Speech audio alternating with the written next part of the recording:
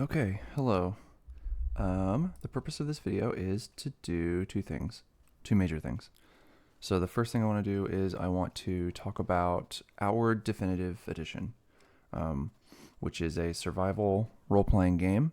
I started playing it, I think, half a week ago, and I have about 30 hours into it. So um, before I say anything about the game and its particulars, and before I talk about its relationship to Light No Fire, which is the second reason I want to talk about this game, um, I think that this is a great, mature role playing experience for those gamers who have been playing games a long time and they're ready for something a little more complex. Um, in Outward, you focus mostly on surviving. I'd say this game is about 70% survival and 30% role playing, combat, completing quests, and things like that. And I'll hopefully talk about that as we go along.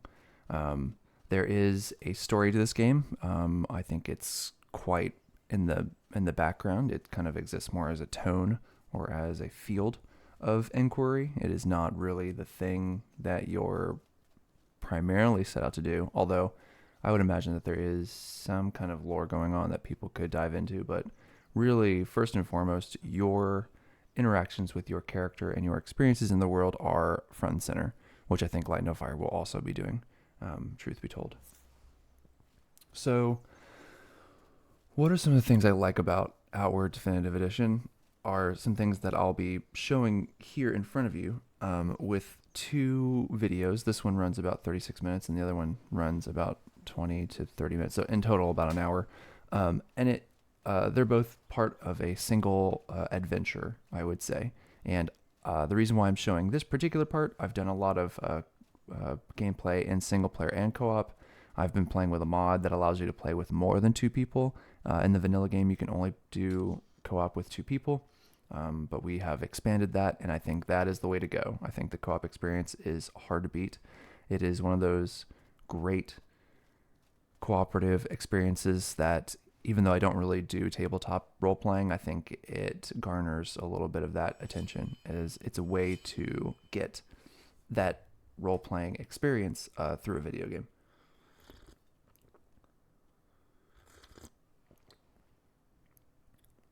Um, So here you can see that before I go on my adventure, I have to prepare. Outward is a very deliberate game about survival. As you can see in the bottom left hand corner, I have a cold disease that I have not been able to rid myself of. And that is because it is winter in the particular region that I'm in. In Outward, I believe that there are 6 regions.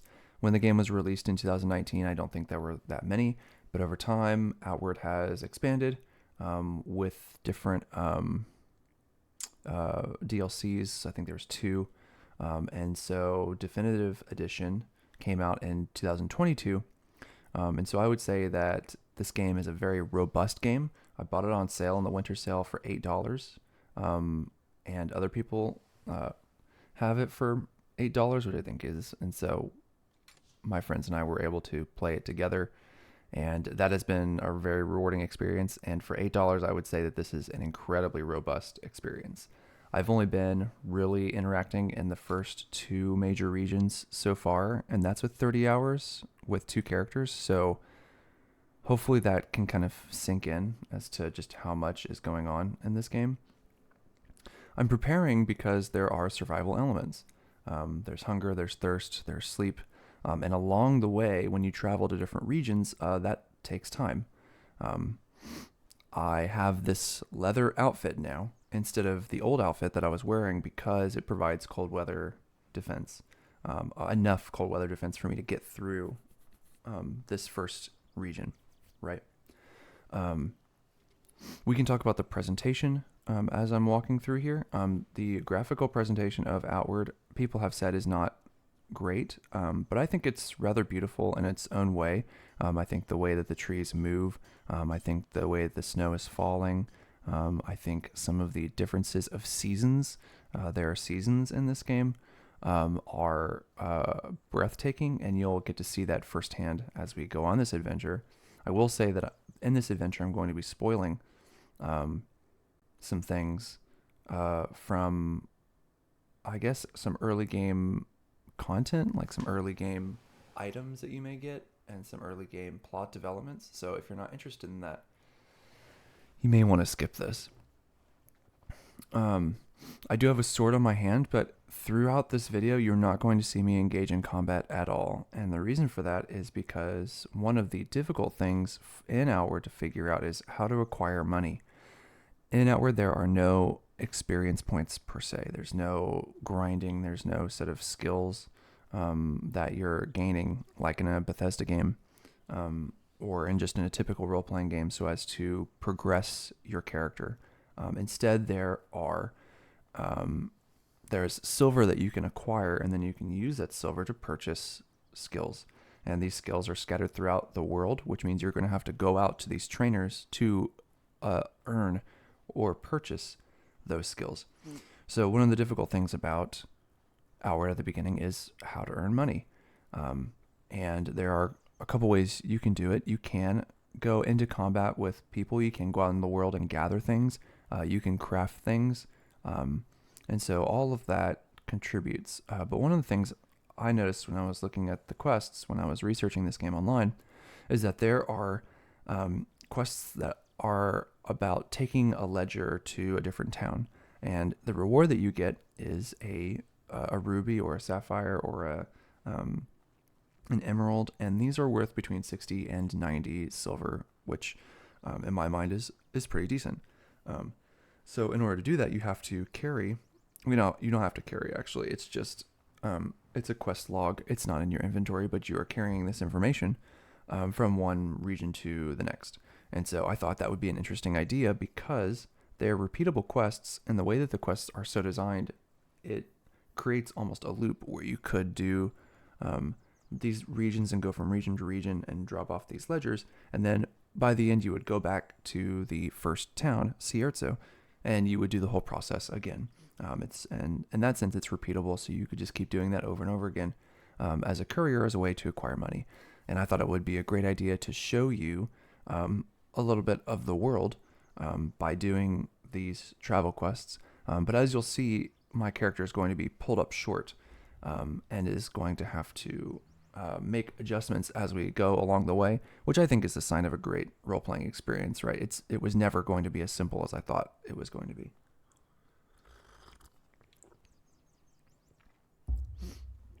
So as you can see, my character is coughing, my character is cold, even though I have warm winter clothing, so I can't become even colder. This is something that I'm going to have to eventually address. It was something that I thought would heal itself over time by wearing warm enough winter clothing, but that's not the case. So there are certain status effects that go on throughout the game. Here is a map. I should probably talk about this while I'm looking at it. So as you can see, there's no player indicator. It's just a standard map. I can place markers on it if I want to. I haven't really done that yet, just because I haven't placed anything out in the world to do so.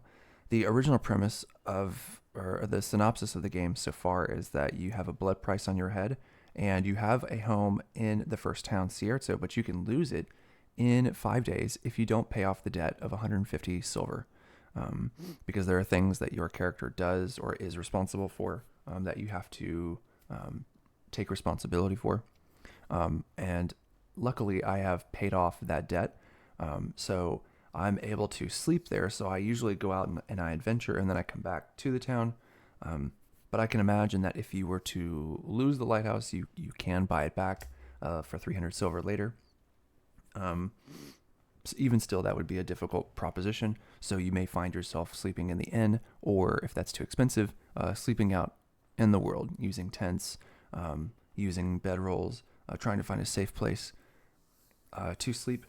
And so there's a little bit of adventuring going on there, and you would place markers to kind of show where you've placed tents or where you've placed campfires or whatever.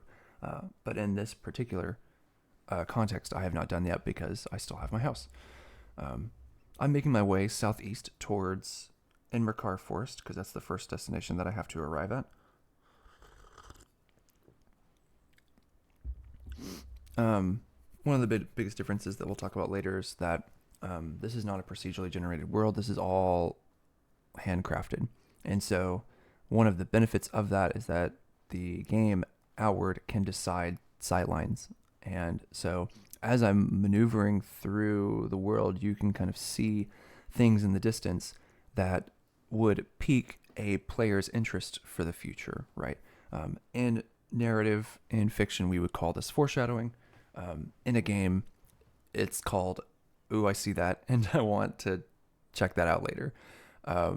And so you get that with the mountains, you get that with the forts in the distance. You're going to see that even more with the, what's the next place? Immercar Forest and the Hallowed Marsh.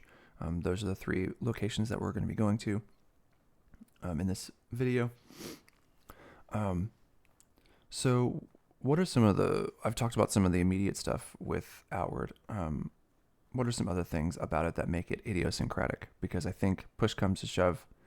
As you can see here, I made a wrong turn, and so I found myself kind of at like this pirate bandit camp, and I didn't want to, so I'm having to cross the mountain to go proper into Immercar Forest.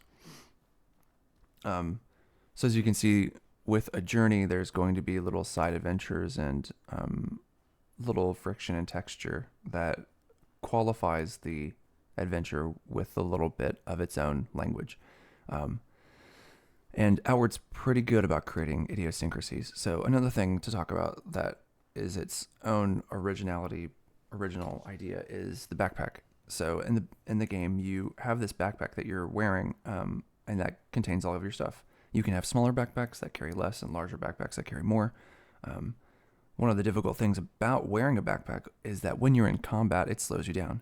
So there are moments when you're entering combat, you can drop your backpack on the ground, and that allows you to roll freely. The game features very Souls-like combat. In my opinion, the combat leaves much to be desired. I wish that the combat was a little bit tighter. It feels very loose, to the point where when you're fighting enemies, it is kind of just an assumption that you're going to trade hits, just because the slowness of your committing to an attack and the quickness of their ability to wind up their attacks a little faster than I would like. It's this asymmetric feeling where it's difficult for me to gain hits without just becoming incredibly aggressive and doing what you do in every Souls game, which is trying to circle around them faster than they can turn. And that's another reason why I'm not really showing the combat here, is just because I don't think that puts Outward in its best light compared to simply traveling and being aware of some of these meta game narratives that are going on. So I've talked about the backpack. I've talked about the experience system or lack thereof. Here I'm going to what I think is the Immercar Forest, but is not. There's a shipwreck here to the right, and then there's this cave here in the distance called the Voltaic Hatchery. I have not been in there, or I guess I've only been in there briefly.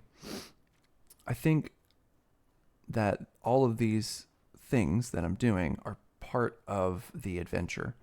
So I think in a game like Outward or like Light No Fire, there are things that are explicit objectives.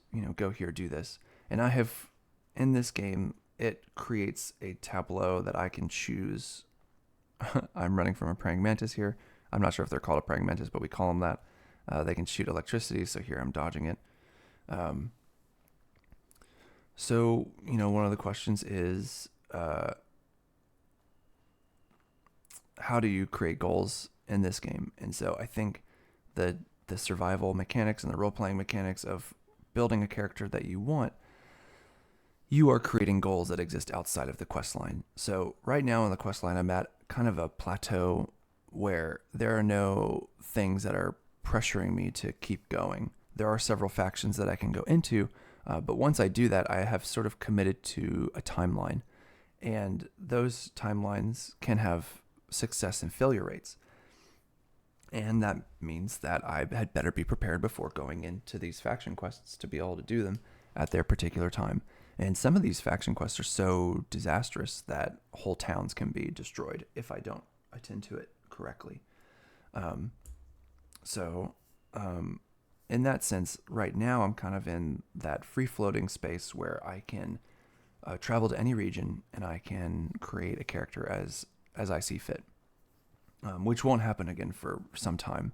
So I'm taking advantage of that by creating sort of a quest line for myself. I have some ideas of how I want to outfit my character. I have some ideas about where I want to go, as you can see I'm going on, and an adventure. And so I think if Light No Fire is to capitalize on the survival versus role playing mechanics kind of coming together, it would be wise to follow Outward's lead, because I think Outward is sort of a proto survival role playing experience that we haven't seen many of. In my last video, when I talked about Light No Fire, I had considered the idea of if Valheim was the survival role playing experience to beat. And of course, that was a subjective opinion, and there's a lot to be said about Valheim. But since I have played Outward, I sort of wonder if Outward is the true to form survival role playing experience to beat.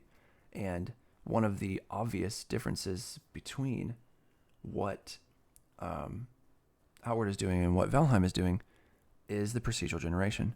So the question for Light No Fire is, are they going to be able to create these experiences interweaved together? Because what you're seeing right now in Outward is a player-made goal crossing lands that create texture or friction that create little stories along the way. So, for example, this caravan was not here last time I was here. So I was wondering, what is this? There's an enemy right there, so I have to be careful. And it turns out it's just the caravaner, who's a trader in the towns. And so he has a list of things that I could buy, but none of it I'm currently interested in at the moment. But it's cool that this caravan exists like this. So it's one of those texture creating experiences that gives the adventure that I was on a story. There are things in the distance that pique my interest. Oh, what is over there, right? So can Light No Fire do that in order to maintain a 30-hour gameplay mark, a 50-hour gameplay mark, a 75, a 100-hour gameplay mark? Or does it just continue, ad nauseum or just infinitely to your heart's desire?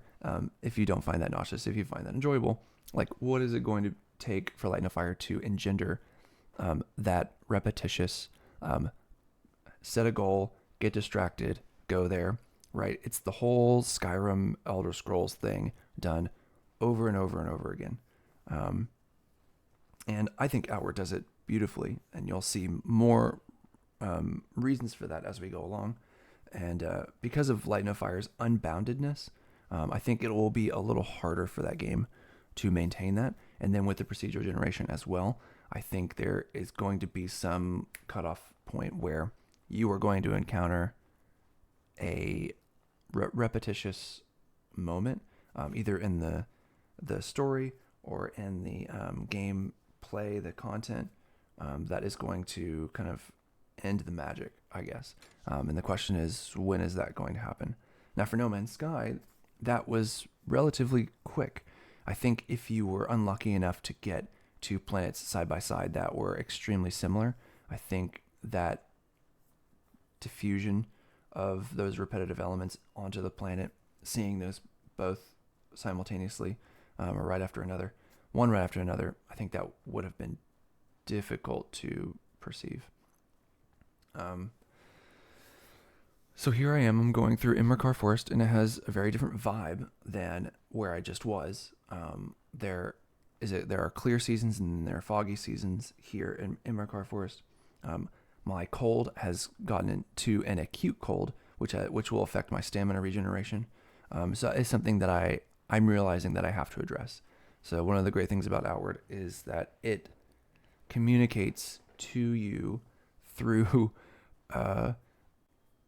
actions that your character must address, that they are actionable things, and that is regards to bleeding, or that's regards to your stamina, it addresses feedback really well. Now, it doesn't do it perfectly, but I think that is super impressive. So we have some time here. I've talked a little bit about Outward, and I've kind of hinted at Light No Fire. I was going to do some of these longer, pretentious videos about what is a survival game and what is a role-playing game, but I don't think that I would need whole videos to kind of explain it. So the way I see these two genres is in the following. So in survival games, the way I look at it is a deficit model versus a conflict model. And I'm borrowing these a little bit from psychoanalysis. And to be fair, the deficit model and conflict model are kind of two totally different things. In psychoanalysis, it has more to do with like psychodynamic development of a child or an infant into an adult. So I'm not sure if it really works here, but in a way you can kind of see that when you start a survival game for the first time, you feel like a child, you feel like a toddler, and you're reaching for those things that are most important to you, most dire.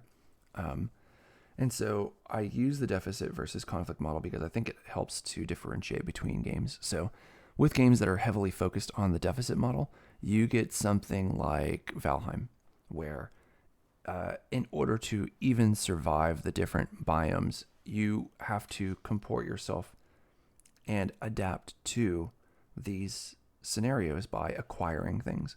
And these are things that the world has for you, that you need. You need food, you need materials, you need structures, and you're performing all of that yourself so that you can get stronger. Now, the other side of that is the conflict model. So a game that's heavily focused on the conflict model over the deficit model would be something like Rust or Ark. I'm not sure if Ark is player versus player. I think there are opportunities where you can do that. And so in those games, you need something or want something or desire something that some other entity has, and you engage in conflict to try and get what they or it has. I think that most games in the survival genre use a little bit of the deficit and conflict models together. Now, I think that the balance between the two is quite varied. So like I said here, I think Outward has a 70-30 deficit to conflict, where the conflict in the game is you don't necessarily have to enter into conflict in this game in order to earn experience, right? Because you're earning money to buy skills, and all of that can be done peacefully, which I think is a great touch. I think there are other games. In particular, I'm thinking of The Long Dark. I think The Long Dark is a heavily deficit-focused game, and it uses conflict. It uses fighting against wolves and bears as a kind of looming presence throughout the game that is a mid to late game experience where you are not comfortable fighting wolves and bears head on until you've acquired some kind of weapon, some kind of defenses, and you've established yourself with a food surplus or with some proper clothing where you can take care of the elements. So I think The Long Dark is a very heavily deficit-focused experience, and that eventually uses conflict as a way to keep players around in the mid to late game. Because if it was just a deficit model all the way through, once a player reaches homeostasis, there really is no need to continue playing unless they just like the aesthetics or the atmosphere of the experience. I think there is something fundamental about tension in the game that is required in order for survival to work, regardless of whether it's a deficit or a conflict model. So as you can see here, I've completed the first leg of my quest. I have delivered the ledger, and I've received this ruby. What's great is that I don't have to sell this ruby if I don't want to. Things are itemized in Outward to where if you wanted to create a certain playthrough for yourself with certain challenges, the game lays that all out in usable experiences that you can choose whether or not to engage with. And so I'm earning the money here, and so the next leg of this will be to deliver this ledger to Monsoon. And as you can see, there's going to be a slight twist in this experience. But notice also that while I was on my journey, while I was looting things, I collected 2 power coils. These power coils are a super rare drop from the game. And that sort of tells me, as a person who knows what to do with those power coils, that I can go to a certain place and I can acquire a new backpack. And from there, I have the choice of whether to use those power coils for that backpack or whether to hold on to them, because these power coils can also be used for other things. I've finally fixed the cold, so I'm addressing the disease with some tea. And now I can see that the game is giving me feedback that there's a green upper arrow, and so that I know that if I were to recover from something, in order to do so, the game will give you feedback to let you know that you have done the right thing to assess or assuage that particular ailment. So what was I talking about? The deficit conflict model. I was talking about survival elements. I'm heading to Monsoon. Or at least I think I'm headed to Monsoon. I'm really headed to the Hallowed Marsh. The power coils. The power coils can be used for a quest at the hometown in Cierzo. And then power coils can also be used for a coil lantern. So in this game, lanterns take fuel. And so the incentive of the coil lantern is that it's more of an electrically based lantern that will last a lot longer with fewer charges, and will put out the same amount of light, I think. As you can see on the back of my backpack, there is a lantern. In some places in the world, it can get extremely dark, and so that would be a concern. Back to the deficit conflict model, I think that if Light No Fire were to address the deficit conflict model, I think it would need to follow Valheim's rule, which is that each biome should have its own particular set of deficits and own particular set of conflicts that a character is forced to address as they go through their experience. So if you're a set of adventurers and you are in a nice pastoral biome and suddenly in the distance you see a desert biome or a snow biome, you know that you're going to have to address the temperature with a certain set of clothing. Now the question is, did you bring that clothing with you? If the game has fast travel where you can instantly go back to your hut, then you could just keep everything that you needed to deal with any sort of deficit there, and you wouldn't have to think on the fly about how to address this biome. If you didn't, and there was no fast travel, or if you didn't stand by that fast travel, you and your party could make a decision to either go through the biome and risk it without the proper clothing and to address it as you see fit. You can attempt to go around the biome if you're going to trying to go around the desert or go around the mountain so as not to face those particular temperatures. And how long is that going to take you from your journey to where you need to go? So that would be a push and pull. And so the purpose of a deficit model is to create experiences in between those larger goals that create mini goals that have to be addressed by the player. So in my mind, Light No Fire would have to be demanding enough to create a need for the player to adapt.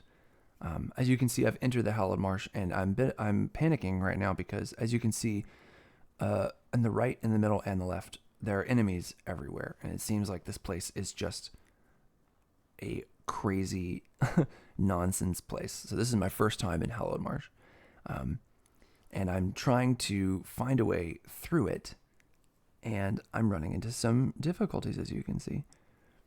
Now, I imagined that I would be able to go through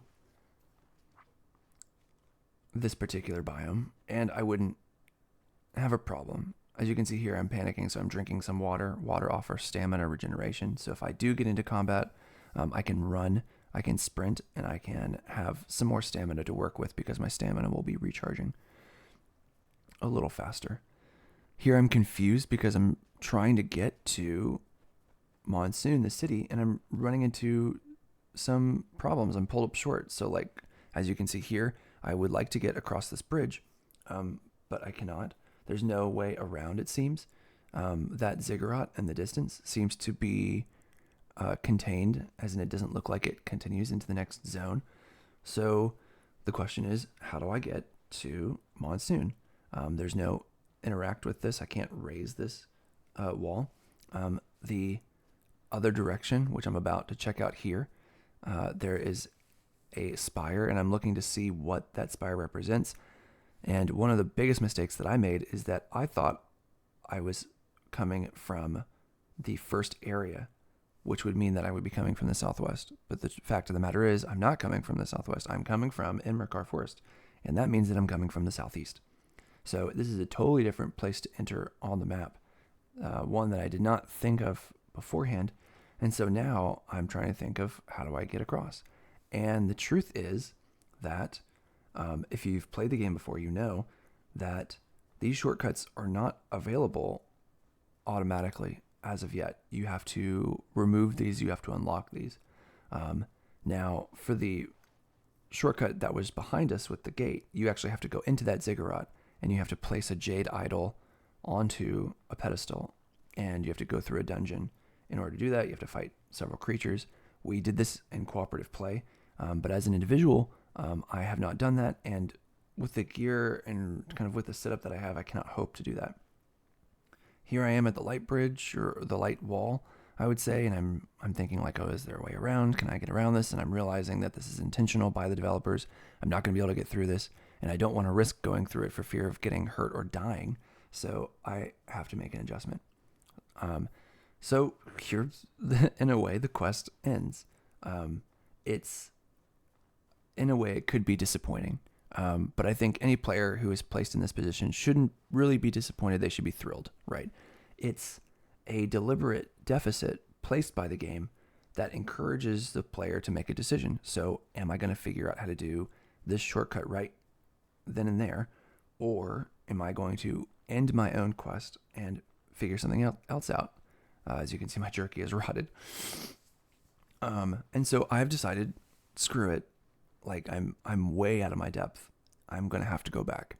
And luckily I have enough travel rations to where I can go back. But if I was placed in a position where I just assumed that I would make it to the Hallowed Marsh and I would make it to Monsoon and I didn't have any travel rations, I would be in a very difficult predicament.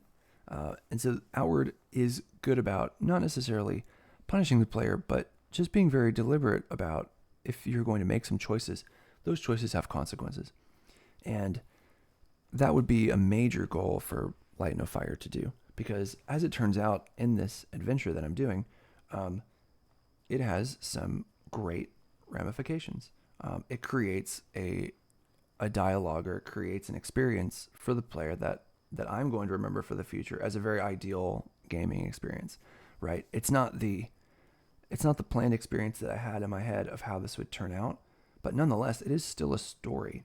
And I think that ability for a game to create meaning for a player is kind of what gaming is all about. There are a lot of games out there that decide the experience for you. And I think in the role-playing genre, that's a really big mistake.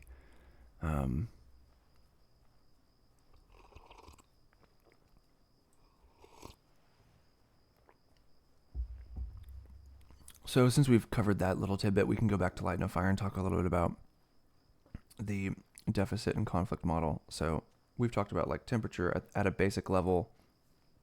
Temperature would be a great way to address deficits.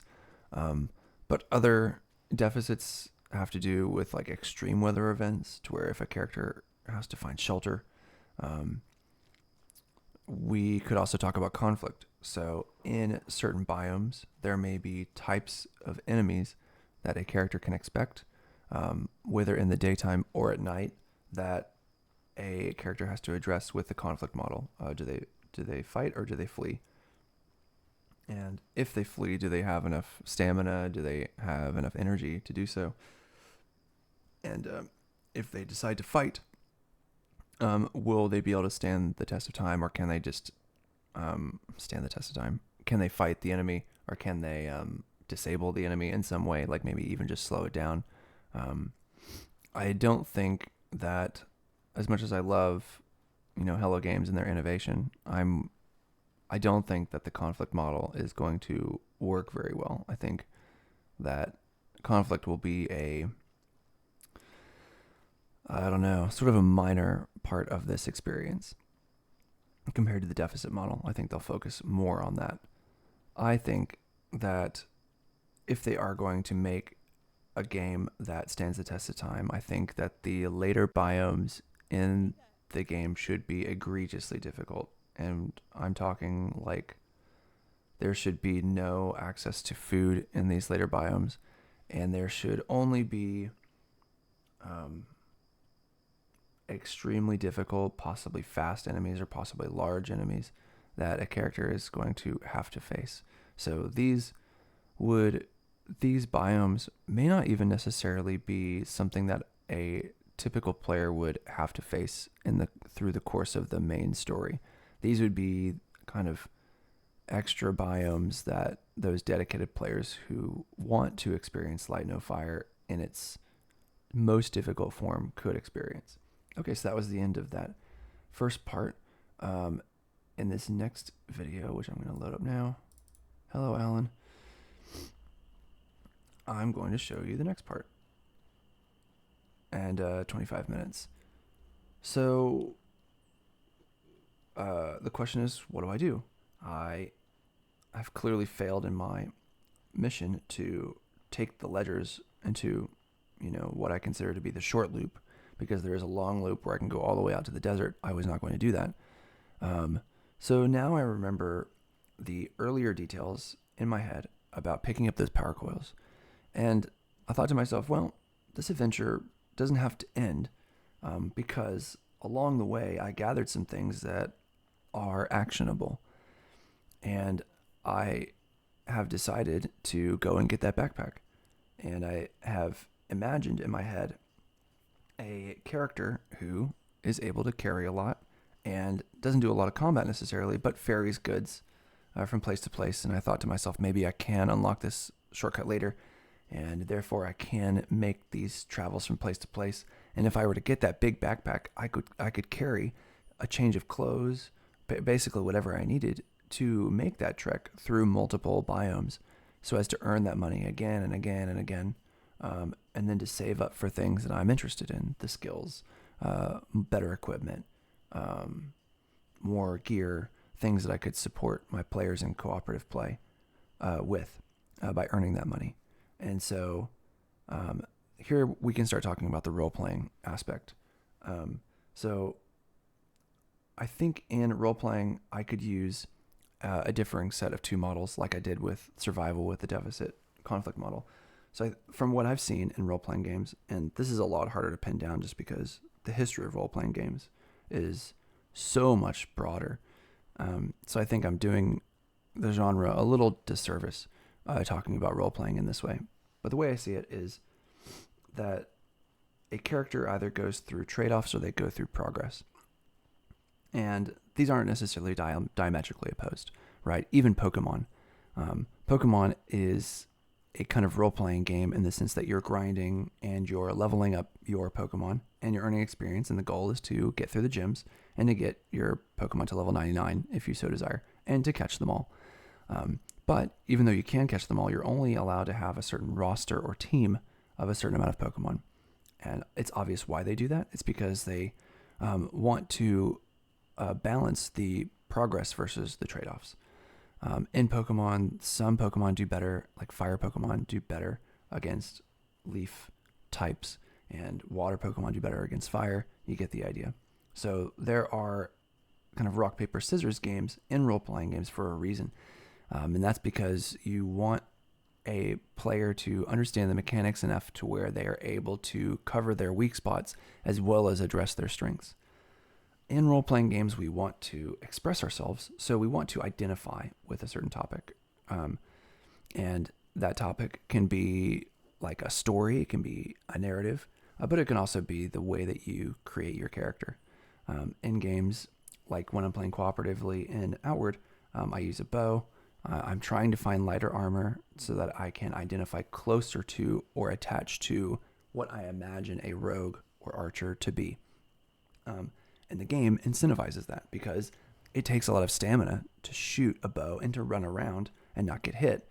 And so you want lighter clothing that takes away less stamina as you run around.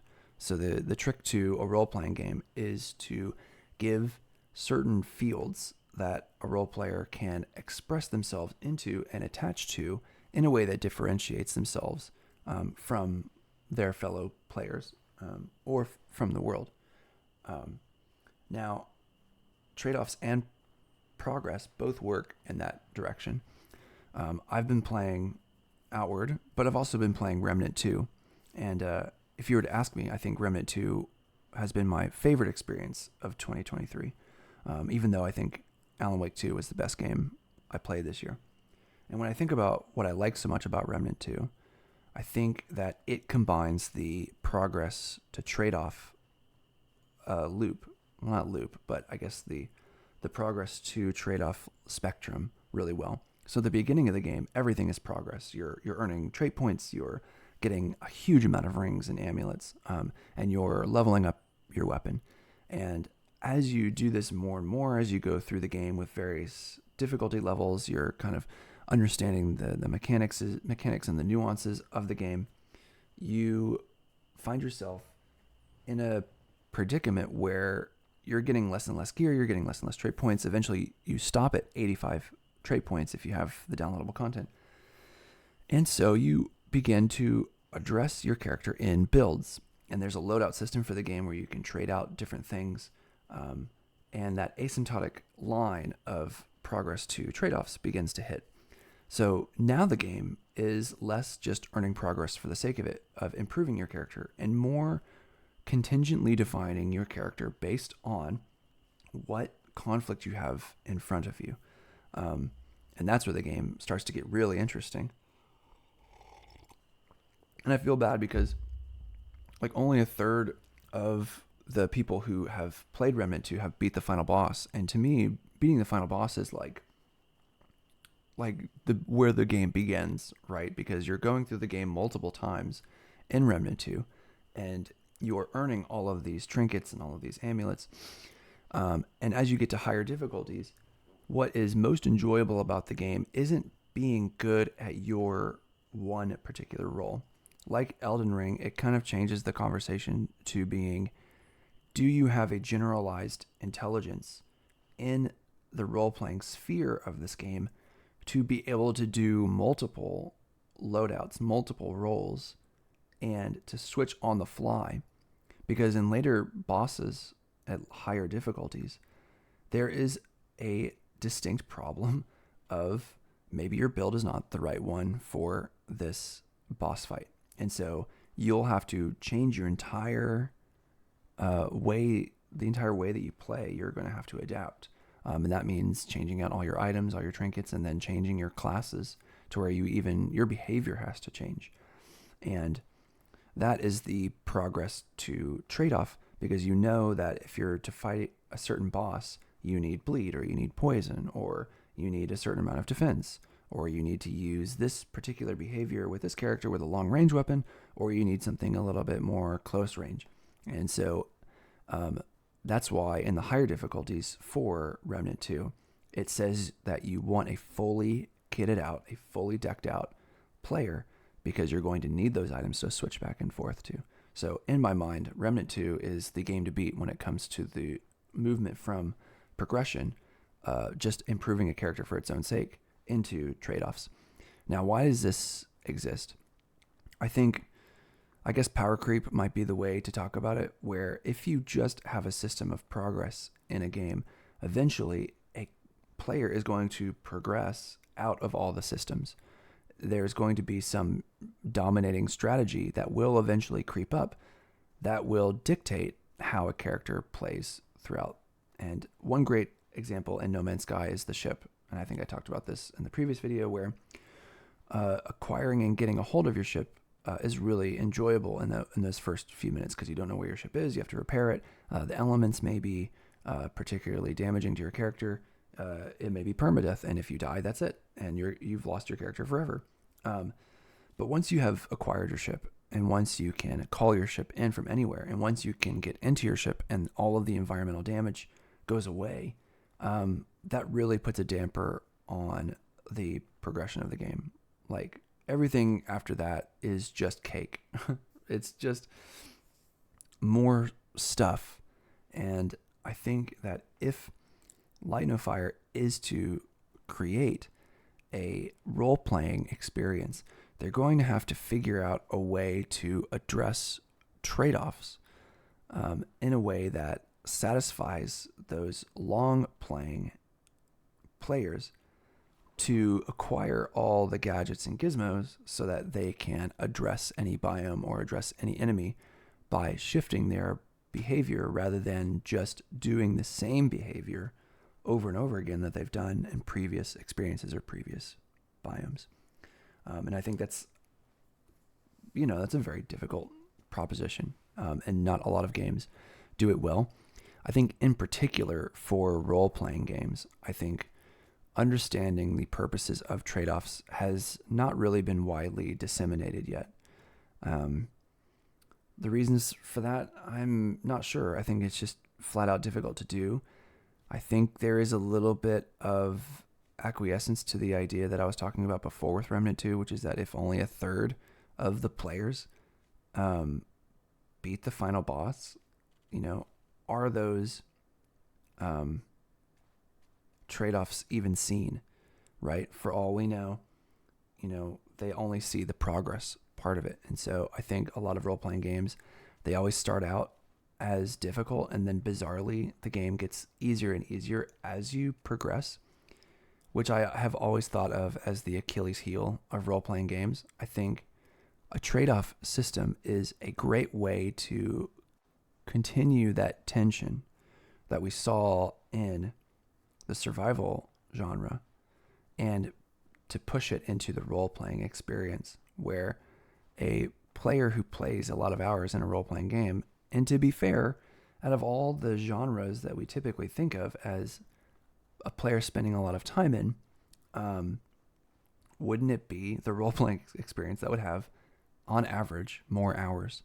So I think there needs to be a way to address difficulty and tension and to keep that pressure on a player.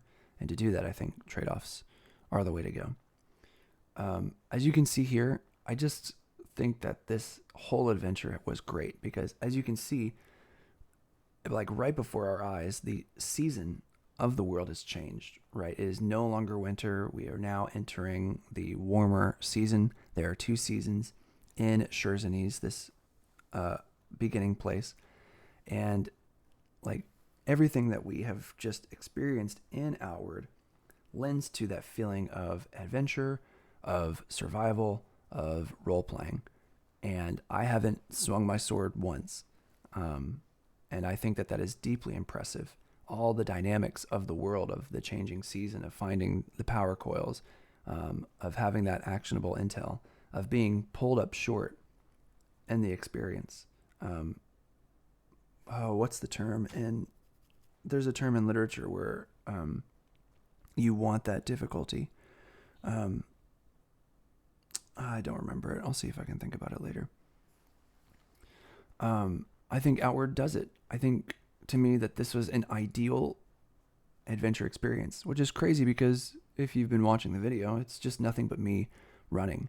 But as I've been running, there have been so many things going on in my head. It's, am I going to have enough food for the journey? What can I expect in Hallowed Marsh? When I got to Hallowed Marsh, it's, oh my God, there's so many enemies and I can't find a way through. What am I going to do? And I've decided, well, I will call the quest short and I will go back. But then I thought about those power coils and I thought, well, I should go to that bandit camp and get that backpack. And now, as I'm going to the bandit camp, the thing that I'm thinking is, how much time has passed since I last raided this bandit camp? Because my friends and I, we've done it before. As you can see, I have that huge sword. I got that sword from this place. do enemies reset? And I am confused right now because this is one character, and I think that we raided this place with another character. I'm pretty sure that we raided this place with both characters. So I'm thinking right now, like, how fast am I going to have to be to run through this place, because I'm not really interested in combat right now. I'm not really prepared for it. I have leather armor, but I have better armor that I could be using to wear. This has been mostly armor for travel. So all of these things are going through my head as I'm entering this place, and that builds anticipation, that creates that tension. And so here I go. I'm about to enter this place. I know exactly where the backpack is because I've ventured here before. So that knowledge, that foreshadowing, is coming back to help me in this later part.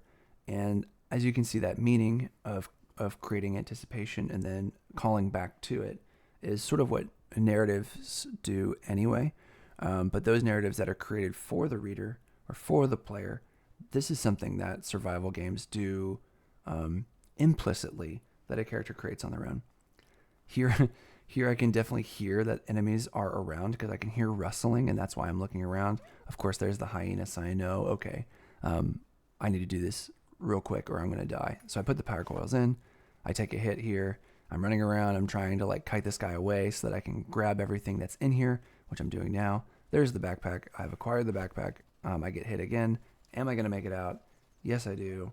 And I'm off to the races. And so luckily I have enough stamina that I can exit out of this south entrance and I can make it back to camp. So that is the quest. I didn't get what I needed, but I did get something that I wanted offhand. And I think that is the story that a role-playing game should attempt to tell over and over and over again. And the question is, will Light No Fire do that?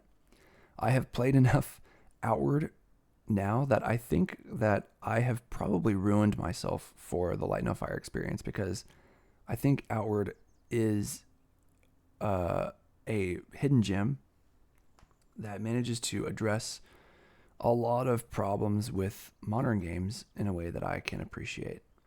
So it's a great game for veteran players of games over the past, I don't know, I've been playing games for 30 years at this point, going all the way back to Sonic on the Sega Genesis. So there's a great deal of challenge here. There's a great deal of fun to be had. And I think it is up to Light No Fire to capitalize on some of these things. I think Light No Fire will do some of these things. I just don't know if it is going to apply the kind of pressure that I want.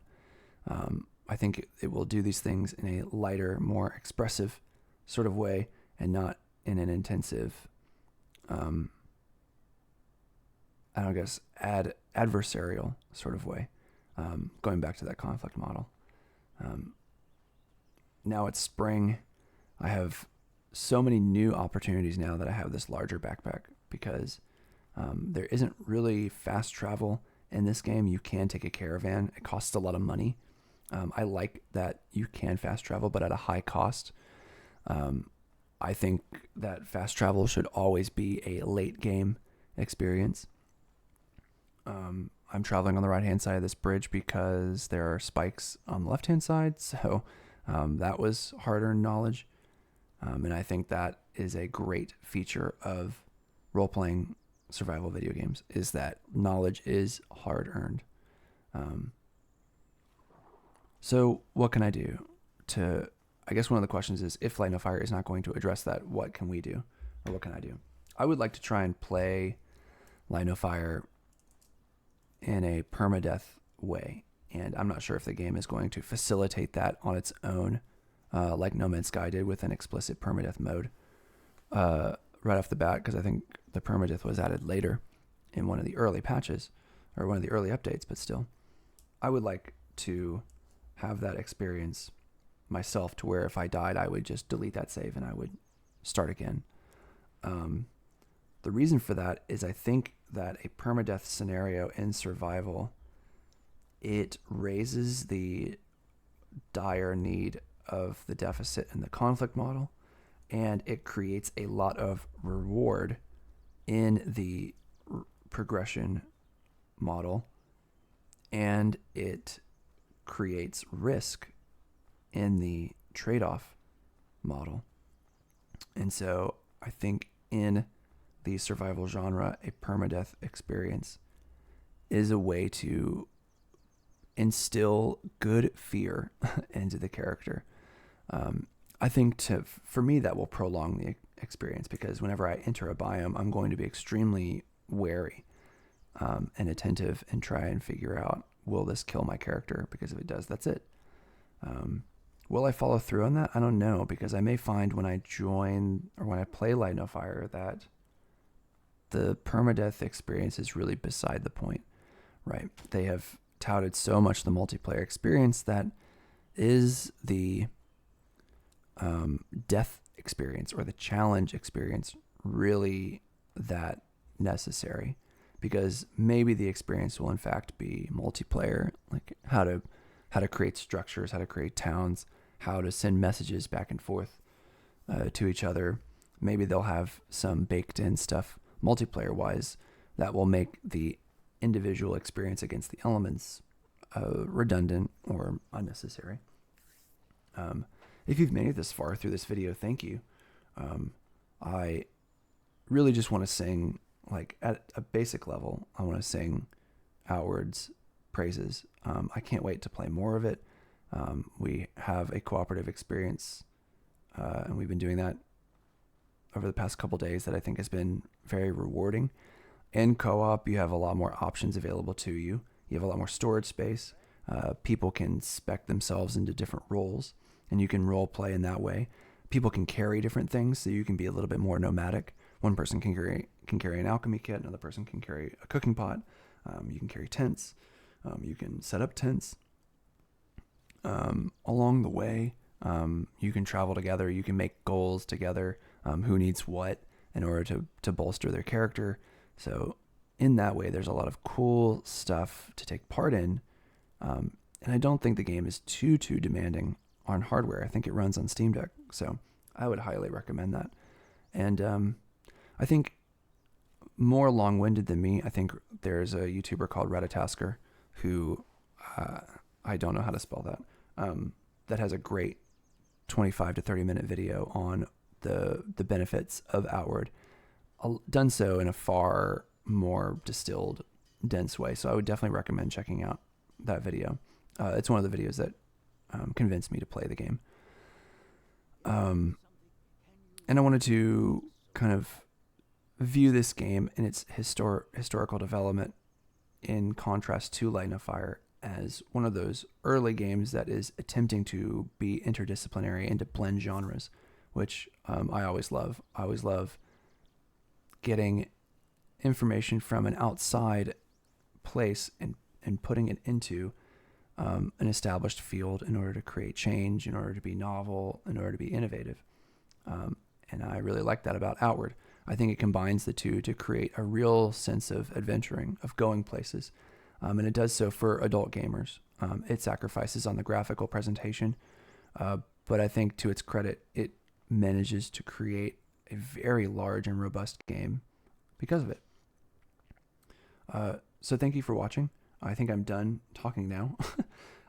Thank you for listening. I hope this was useful to you to kind of understand what expectations some gamers have for going into a game like Light No Fire and where I think games should go in the future. We used Outward to talk about two different models, the deficit versus conflict model for survival and the role-playing model of progression versus trade-offs. And so if you were to take those and you were to put them as X and Y coordinates on a coordinate plane, you could graph certain games within that model, because I think enough survival games have come out now to address that. And so this is one of my favorite genres or favorite fields. So I'm very excited to see where it all goes. It's, I don't know, 2023 was a great year to be a gamer, but I found myself playing a 2022 game here at the end. So I'll I'll see you guys in 2024. And have a good rest of your day.